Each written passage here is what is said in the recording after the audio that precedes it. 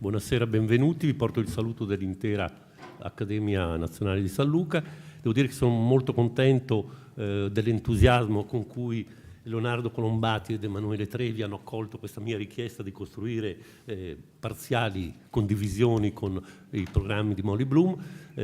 Appunto a partire da questo entusiasmo siamo partiti, per cui iniziamo con questo primo incontro con Sandro Veronesi, cui mi auguro ne seguiranno altri. Vi dico anche perché ci tenevo molto a questa costruzione di complicità e di condivisione, perché il mio sogno, entrando come segretario generale all'Accademia di San Luca, era quello di risvegliare i broccati, ma di fare in modo che l'Accademia si aprisse a una cosa che qui è tenuta in maniera molto corporativa, vale a dire questa equa potestas in nome della parità, dello stesso diritto di sviluppo dell'opera tra pittori, scultori e architetti. Ecco, il mio sogno era quello di riuscire ad aprire questa equa potestas anche ad altre discipline.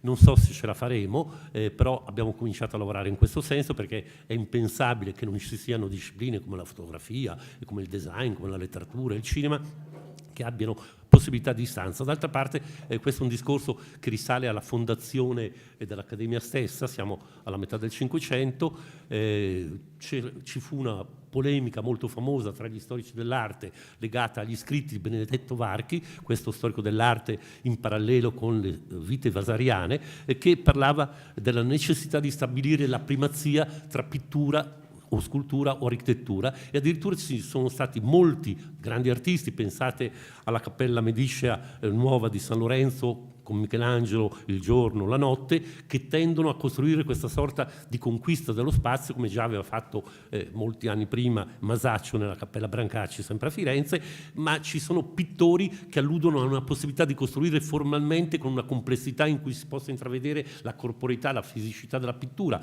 Penso al Bronzino, con quadri dipinti sul recto e sul verso. Insomma, un tema molto complicato, però a cui sono stati sempre molto legati gli accademici nel mantenimento della separatezza, dell'autonomia, della specificità delle singole arti. Quando poi oggi ho scoperto da Sandro Veronesi che lui è accademico dell'Accademia del Disegno, ho detto: possibile che ce l'hanno fatta quelli dell'Accademia del Disegno, fondata peraltro da Vasari nel 570, e non ce la facciamo noi? Comunque ce la faremo lentamente e progressivamente. Mi è venuto poi da pensare anche un'altra questione.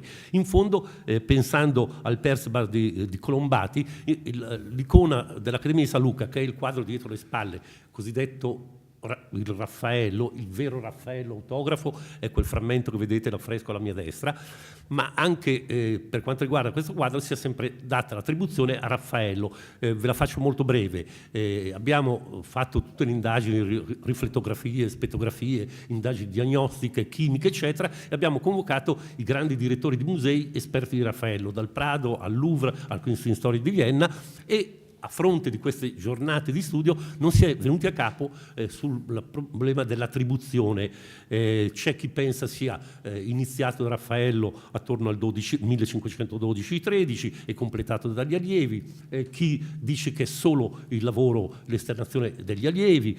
C'è addirittura chi, poi come Claudio Strinati, dice che sarebbe un falso Raffaello appositamente fatto eseguire per stabilire una sorta di continuità di filiazione dalla mano di Raffaello, e che quindi qualcuno, in particolare Taddeo Zuccari, si sarebbe fatto fare apposta questo apocrifo, questo falso, per costruire una sorta di ideale discendenza raffaellesca. Ma su questo quadro, e non finisce qui la storia, ci sono molte complicazioni. Ecco, un po' dei personaggi, come dicevo prima, di Colombati, tra Baldini, Doddo e Migliore, ne hanno fatte di tutti i colori, perché addirittura nel 1550 un pittore, Scipione Pulzoni, su cui Federico Zeli ha scritto un libro memorabile, La pittura senza tempo, Scipione Pulzoni ascrive a se stesso l'autografia del quadro, perché mette diciamo un cartiglio in cui scrive opera di Scipione Pulzone. Naturalmente poi nel 600 viene smantellata questo finto cartiglio, ma nel 624 diventa clamorosamente principe dell'Accademia, Simon Vouet, uno dei grandissimi artisti in parallelo con Poussin nella Roma di quegli anni, ma viene defenestrato antiveduto grammatica. Perché? Perché antiveduto grammatica non so quale iniziativa poco chiara voglia compiere attorno a questo Raffaello, adducendo problemi diciamo economici dell'Accademia stessa,